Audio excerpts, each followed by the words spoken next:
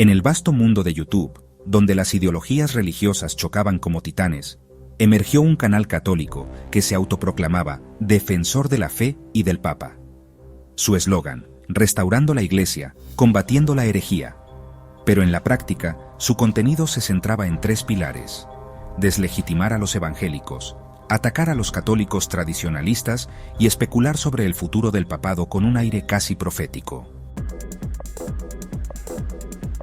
El conflicto comenzó cuando el pastor Miguel Sandoval, un popular youtuber evangélico, publicó un video titulado "El catolicismo no es cristianismo, la idolatría a María". En él, desglosaba su argumento de que los católicos adoraban imágenes y no tenían una relación personal con Cristo. La respuesta no tardó en llegar. El canal católico lanzó su contraataque con un video titulado "Refutando las mentiras protestantes. ¿Por qué los evangélicos odian a María?". En él, utilizaban fragmentos del video del pastor Miguel, distorsionando algunos puntos para hacer parecer que negaba el papel de la Virgen en la salvación. El conflicto escaló cuando ambos comenzaron a comparar liturgias. El canal católico subió un video titulado "El protestantismo es puro show, nada de adoración verdadera", donde mostraban clips de pastores evangélicos saltando y gritando en cultos carismáticos, contrastándolo con imágenes de una misa solemne en el Vaticano. El pastor Miguel contraatacó con la misa católica, un ritual vacío sin el Espíritu Santo, utilizando imágenes de una misa tridentina en latín, con fieles en absoluto silencio, sugiriendo que los católicos no tenían un encuentro real con Dios. Ambos bandos movilizaron a sus seguidores, quienes comenzaron a denunciar los videos contrarios, dejando comentarios hirientes e incluso organizando campañas para que YouTube eliminara el canal rival. El canal proselitista católico está en contra del ecumenismo, aunque no lo diga abiertamente, porque su identidad y crecimiento dependen de presentar a los no católicos como enemigos o amenazas en lugar de hermanos que aman a Cristo. Para sostener esta postura, insinúan que el ecumenismo es una traición a la fe o una concesión al relativismo, pero evitan declararlo directamente para no contradecir abiertamente al magisterio. El canal proselitista católico está en contra del ecumenismo, aunque no lo diga abiertamente, porque su identidad y crecimiento dependen de presentar a los no católicos como enemigos o amenazas en lugar de hermanos en búsqueda de la verdad. Para sostener esta postura, insinúan que el ecumenismo es una traición a la fe o una concesión al relativismo, pero evitan declararlo directamente para no contradecir abiertamente al magisterio. Para justificar su rechazo, desacreditan documentos oficiales de la Iglesia que promueven el verdadero ecumenismo, diciendo que no son doctrinales, no tienen la firma del Papa si no son encíclicas o dogmas, ignorando que la enseñanza del magisterio no se limita a estos formatos, no son vinculantes para sugerir que pueden descartarse sin más, aunque en realidad expresan la dirección legítima de la Iglesia. Son ambiguos, así que podemos hacer objeciones. Por estas razones, nunca citan de manera completa a San Juan Pablo II o a Benedicto XVI, quienes defendieron el ecumenismo con claridad. Prefieren resaltar solo sus críticas al modernismo o al mundo evangélico, ocultando el llamado de la Iglesia a la unidad cristiana. En el fondo, este tipo de canales no buscan la conversión de los no católicos desde el diálogo y la verdad, sino la confrontación para mantener una audiencia polarizada y dependiente de su discurso. Pero el canal proselitista católico no solo tenía enemigos entre los evangélicos. En el mundo católico, también veían a los tradicionalistas como un problema, acusándolos de desobedecer al Papa. Veían en ellos el problema que los proselitistas también tienen. El canal tradicionalista Verdadera Fe Católica respondió con furia. Publicaron Francisco y la crisis de la Iglesia, ¿por qué no podemos seguirle ciegamente?, donde acusaban al canal proselitista de ser papólatra y de defender una iglesia modernista y humanista. Los ataques se intensificaron. el canal proselitista lanzó un video exponiendo a la FSSPX con clips de Lefebvre y afirmaciones como los lefebristas, santidad o rebelión. Los tradicionalistas no se quedaron atrás y sacaron el neocon católico, cómo el falso conservadurismo está destruyendo la fe, llamando a sus rivales idiotas útiles del globalismo eclesial. Sin embargo, curiosamente, cuando se trataba de ecumenismo, ambos bandos estaban en la misma línea, lo rechazaban con dureza. Sus argumentos coincidían en que el diálogo interreligioso y el ecumenismo eran una estrategia para diluir la fe católica y en que el Papa estaba cediendo ante la apostasía. Algunos lo dicen de frente, otros no tanto.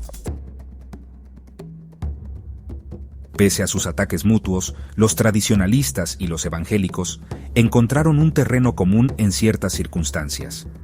Algunos canales tradicionalistas comenzaron a aparecer en conferencias organizadas por evangélicos conservadores, hablando sobre valores cristianos y la lucha contra el marxismo cultural. A cambio, los evangélicos les abrían espacio en sus plataformas para hablar contra la Iglesia moderna y el Papa Francisco. Estas alianzas no eran por convicción teológica, sino por conveniencia.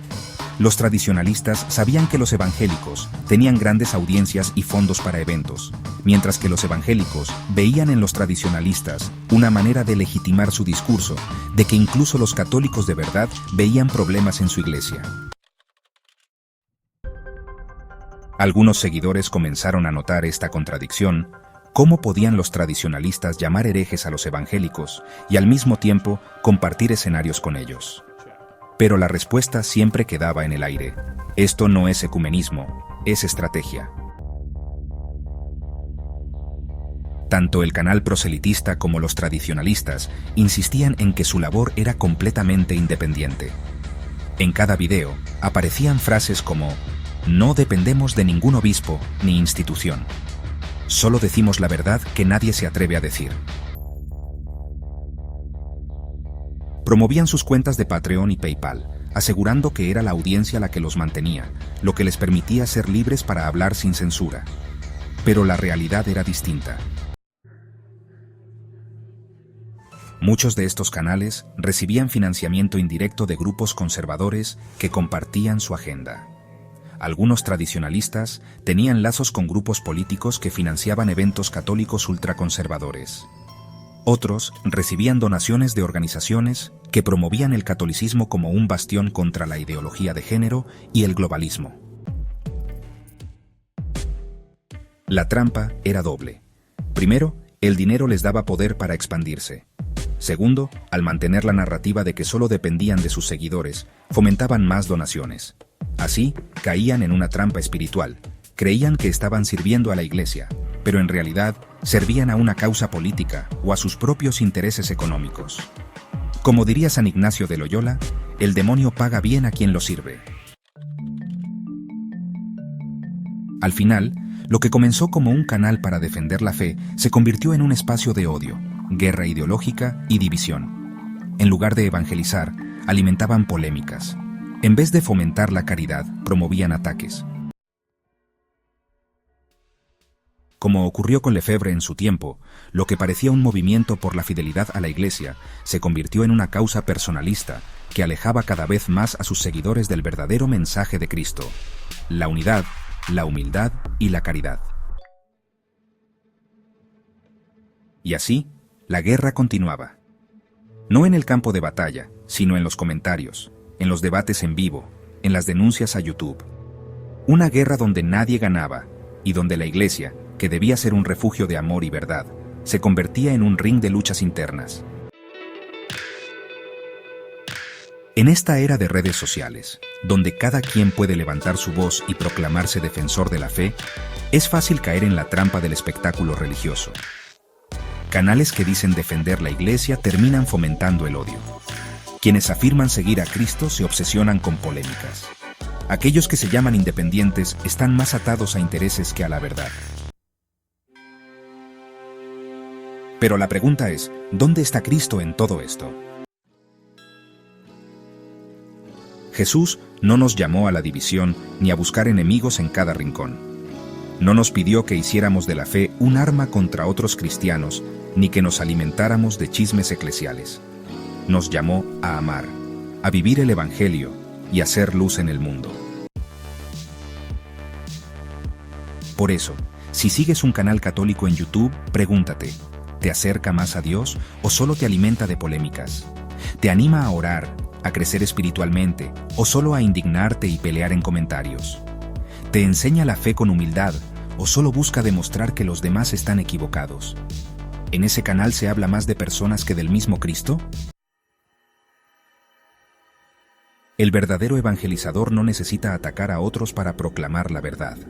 No usa la fe como un negocio, ni se enriquece con el miedo o el escándalo.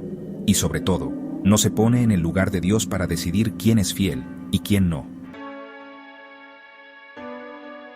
Jesús nos advirtió: cuídense de los falsos profetas, vienen a ustedes con piel de oveja, pero por dentro son lobos feroces. Mateo 7:15.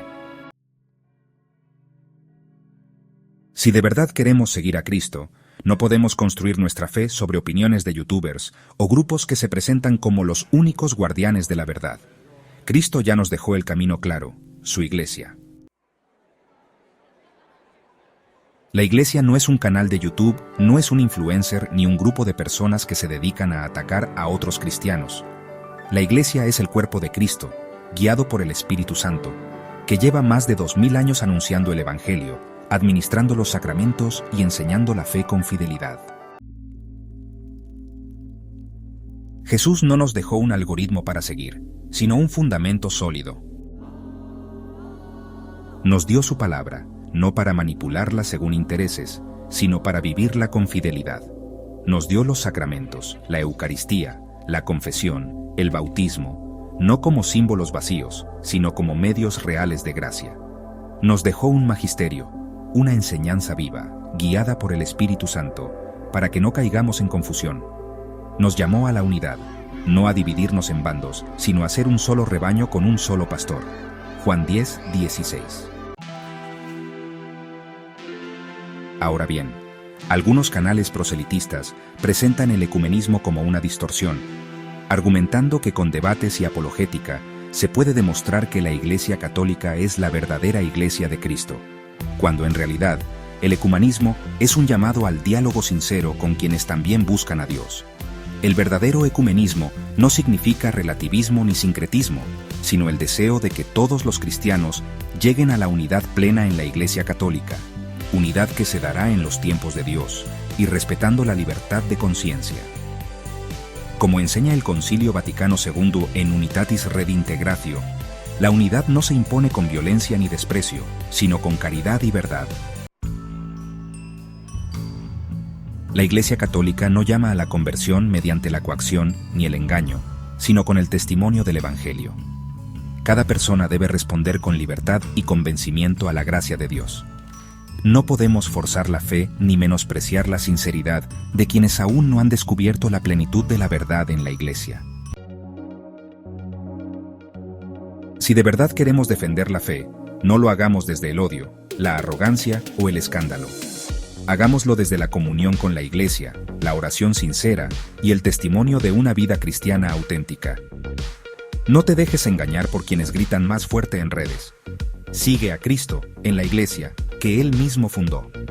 No en ideologías disfrazadas de fe, no en agendas personales que buscan seguidores, sino en la verdad que permanece, la Iglesia Católica, una, santa, católica y apostólica. No sigas a lobos disfrazados de defensores de la fe. No pongas tu confianza en youtubers que se presentan como mesías de la verdad absoluta. Sigue a Cristo y solo a Cristo, porque Él es el único camino, la única verdad y la única vida.